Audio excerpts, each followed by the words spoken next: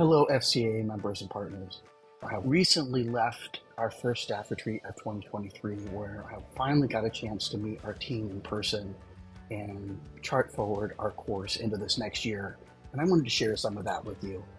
As we look into this new year, I'm really eager to work together with you, our members around the world, to advance HIV philanthropy and to help it mobilize resources to end the global HIV pandemic. Some highlights from last year that I'm super excited about. First, during AIDS 2022 in Montreal, we facilitated conversations about the critical work of communities and how we continue to fund their leadership, including bringing forward conversations on decolonizing philanthropy and changing the narrative on funding for key populations in partnership with the Stephen Lewis Foundation and Impact Global. We also convened a regular working group of donors throughout 2022 to discuss funding gaps, needs, and opportunities to support HIV and humanitarian efforts in the context of the war in Ukraine, with a specific focus on the needs of key populations. This space continues to bring together donors and civil society experts throughout Eastern Europe and Central Asia to learn from each other, to map out humanitarian aid, to expand funding pools, and to explore ways to support groups in authoritarian settings. If you're a funder interested in this kind of work, please let us know. We'd love to have you a part of the working group. We also have continued to track annual HIV-related grant making. And if you haven't recently, I urge you to check out the FCAA Membership and Grants Directory via our website. Building on that work, FCAA closed out the year with a couple of important data launches. For World AIDS Day, we launched our first in-depth examination of HIV-related philanthropy for key populations. This data spotlighted a stark gap. While key populations and their sexual partners account for 70% of new HIV infections globally, they only receive 15% of HIV-related philanthropy. It's a gap we need to fill.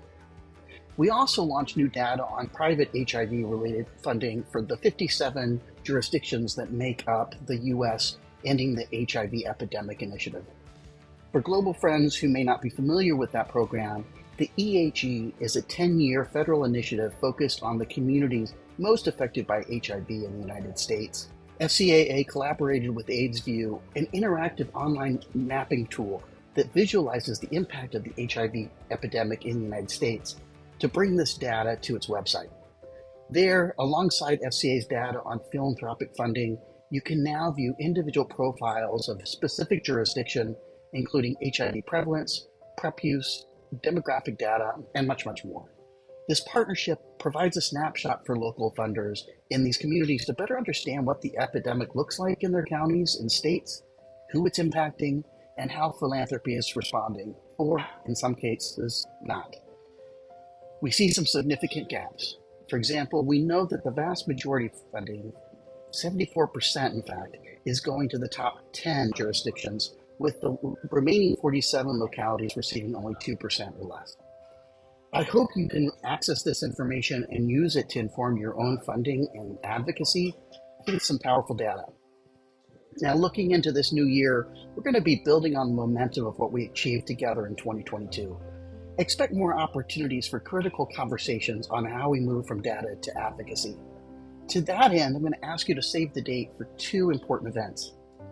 On March 9th, we will hold our first online conversation of the year to provide an insider view of the ending the HIV epidemic in the U.S. data, and a workshop together how we can utilize this new tool and data to reach and connect with other funders in the U.S. And on April 19th, we'll hold our advocacy forum in Washington, D.C. This will be our first time coming together in person since the onset of the COVID-19 pandemic. And on the heels of AIDS Watch 2023, we will examine the state of affairs in U.S. domestic and international HIV funding within the context of a new Congress, the Global Fund, and PEPFAR. We're going to discuss advocacy leverage points and opportunities, and then, importantly, amplify the voices of key populations and issues that are too often left out of these discussions.